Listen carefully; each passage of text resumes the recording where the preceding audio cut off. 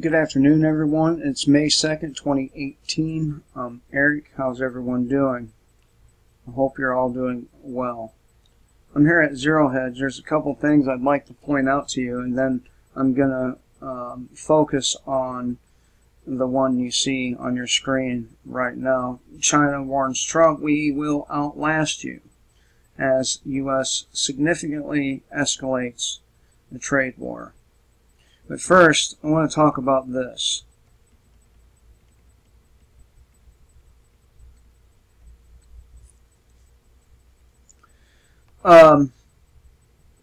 U.S. judge orders Iran to pay billions to families of 9/11 victims. Last I knew, Iran had nothing whatsoever to do with 9/11. Last I knew, it was traitors within our government, the neocons, like Cheney and Rumsfeld and Wolfowitz, and so on, right?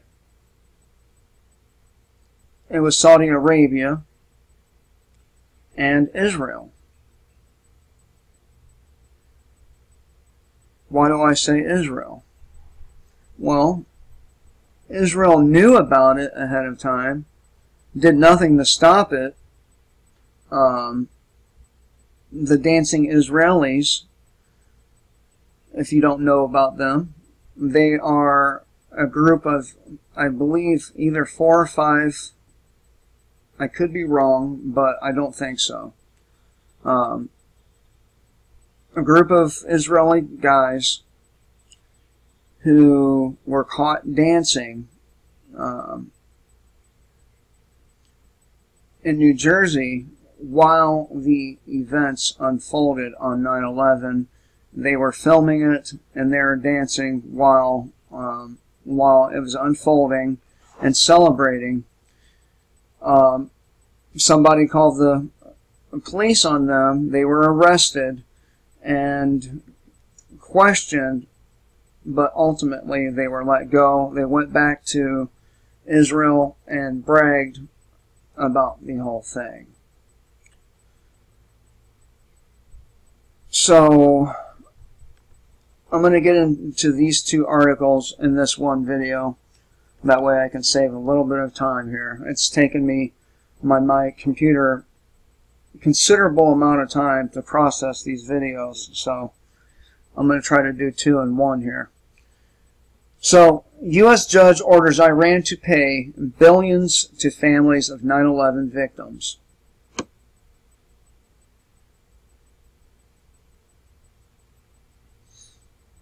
And don't get me wrong, okay? The people should be, they should be paid for what happened. But it should be those responsible for the attacks, not a country that our country happens to have a problem with right now.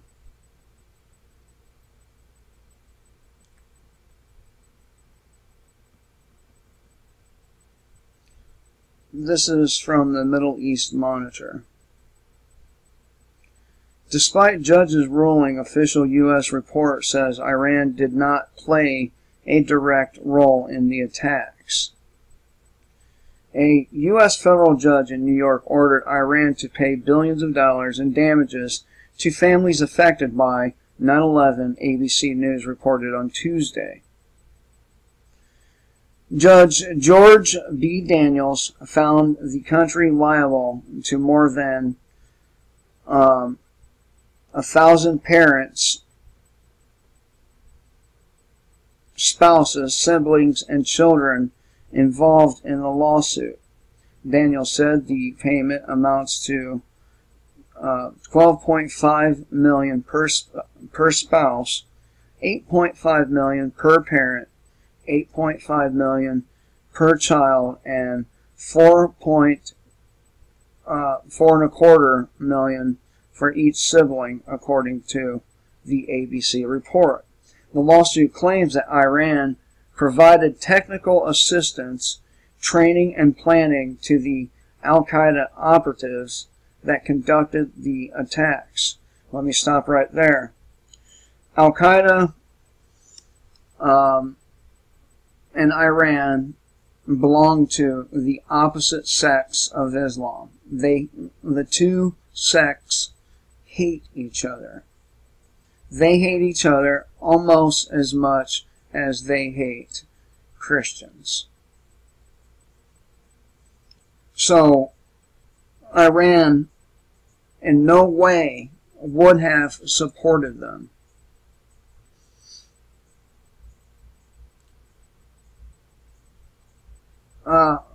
However, the official investigation on the attacks, known as the 9/11 Commission report, said that Iran did not play a direct role. In addition, there is no binding mechanism to force Iran to pay, making the judgment symbolic. The lawsuit is linked to a case filed against Saudi Arabia, which families of 9/11 victims say provided direct support for the attackers, and they did. Back in March, Judge Daniels rejected Saudi Arabia's request to dismiss lawsuits accusing it of being involved in the attacks. The cases are based on the Justice Against Sponsors of Terrorism, or JASTA, a 2016 law that provides an exemption to the legal principle of sovereign immunity, allowing families and victims to take foreign governments to court. The families point out point to the fact that the majority of the hijackers were Saudi citizens and claim that Saudi officials and institutions aided and abetted the attackers in the years leading up to the 9/11 attacks, according to court documents. The Saudi government has long denied involvement in an attack in which hijacked planes crashed into New York's World Trade Center, the Pentagon outside Washington, D.C., and a Pennsylvania field. Almost 3,000 people died.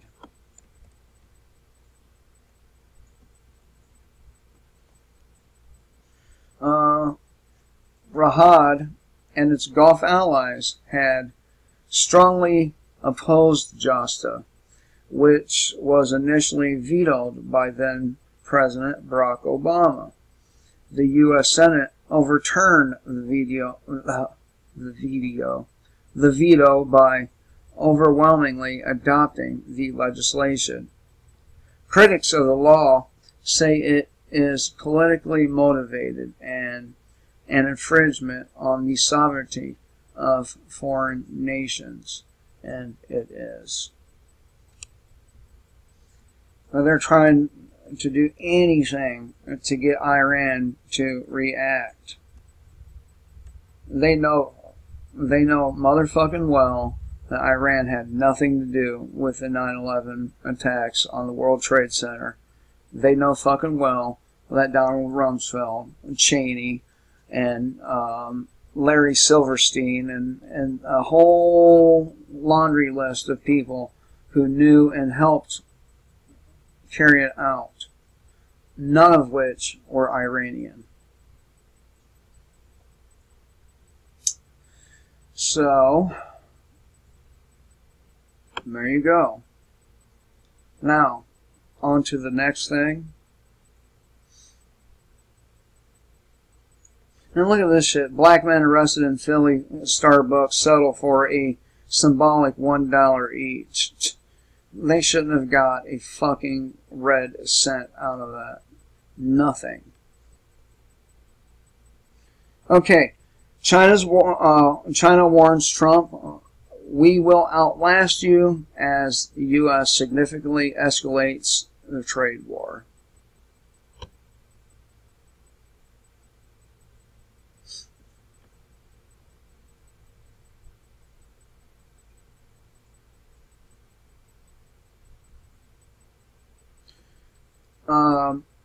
This one comes from Tyler Durden.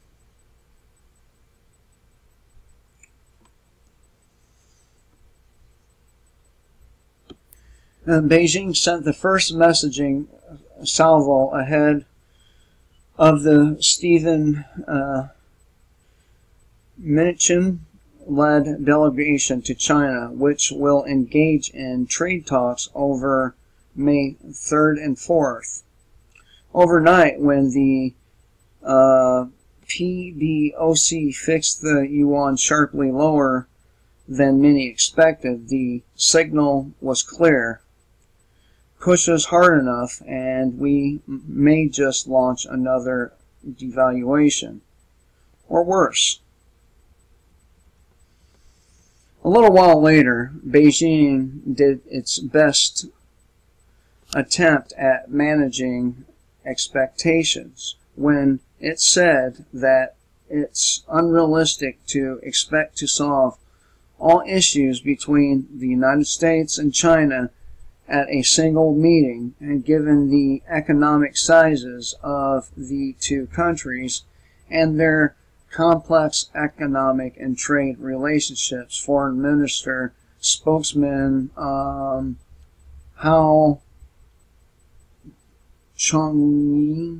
Chunying says at a daily briefing. While he tried his best to pay the diplomatic good cop, saying it was in the mutual interest of both countries to solve trade issues through conciliation. Just a few hours later, China's foreign minister Wang Yi was the bad cop, who warned that whereas China would welcome a successful outcome from an upcoming trade talk with the United States, it is fully prepared for all outcomes and will not negotiate on core interests. Then the worst cop emerged in the form of yet another unnamed official who, according to Reuters, said that talks must be held as equals and be mutually beneficial, echoing EU President Jean-Claude Juncker, saying that Beijing would not yield to any trade threats from Washington or accept any preconditions for talks. He then uttered the most explicit warning yet. In the event of a trade war, we have a much greater ability to endure the consequences than the U.S.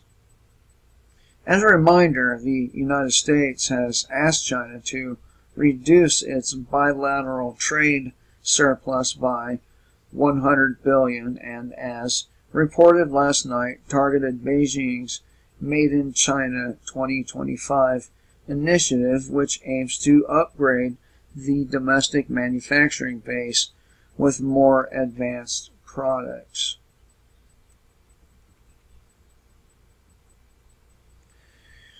China, which last year had a record trade surplus of $375 billion with the United States, responded that Beijing would not accept talks with any preconditions. Then, just moments ago, the Wall Street Journal reported that in response to this latest escalation, the U.S. is considering executive action that would restrict some Chinese companies' ability to sell telecommunications equipment in the United States based on national security concerns.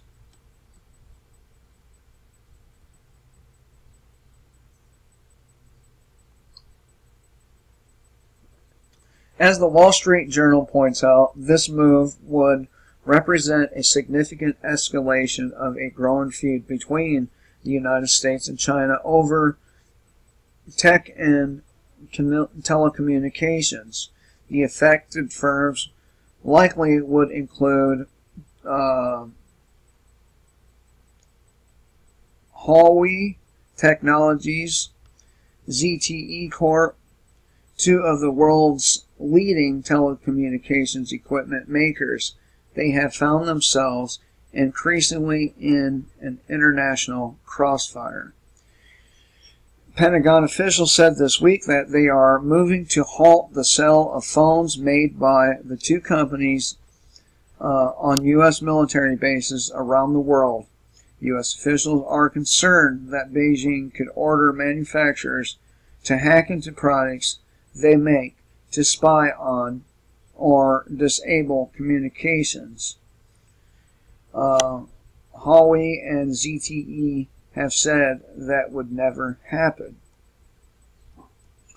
If the Chinese government tells them to do it, they will do it. And if they don't do it, then they'll get arrested, and the Chinese government will do it themselves. This latest salvo could come in forms of a Trump executive order, possibly in the next few weeks. One possibility under consideration has been curbing the ability of companies doing business with the United States government from using network equipment made by companies that could pose a national security risk. Well, for now, the escalating back and forth is nothing more than verbal foreplay. It will last at most 3 or more weeks because the Treasury faces a May 21st deadline to report on restrictions on Chinese investment in the United States as part of the response to the recent Section 301 intellectual property investigation. And as Goldman writes this morning, enhanced investment restrictions have fairly broad support in Congress as well, raising the probability that restrictions will be implemented this year. Goldman's conclusion: don't expect any good news until the 11th hour, and if any, and if anything, another batch of bad news may be next. Unlike the NAFTA, NAFTA, and steel issues, some additional market disruptive policy moves regarding U.S.-China trade seems likely. The most immediate focus will be the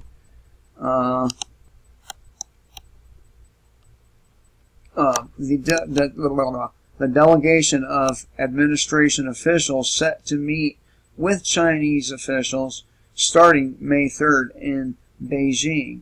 We believe a substantial breakthrough at this meeting is unlikely, as the issues the U.S. has raised, intellectual property policies, technology transfer, and the Made in China 2025 strategy in particular, are not the type of technical trade issues that can be resolved quickly. For now, with neither China nor the United States willing to back down and compromise, expect the war of words to escalate dramatically over the next 3 weeks as we reach the May 21st deadline.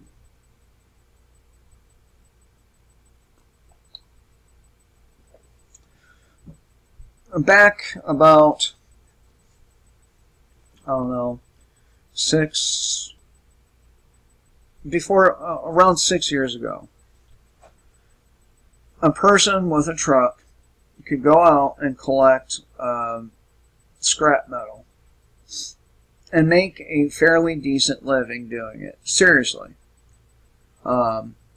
you know, depending on the kind of metal you get. For example, aluminum sells for a little higher than what they call shredder metal, plain old steel, and copper gets more, you know, gets you more money than aluminum does, and brass gets you more money than all of them. Now, they take all kinds of metals.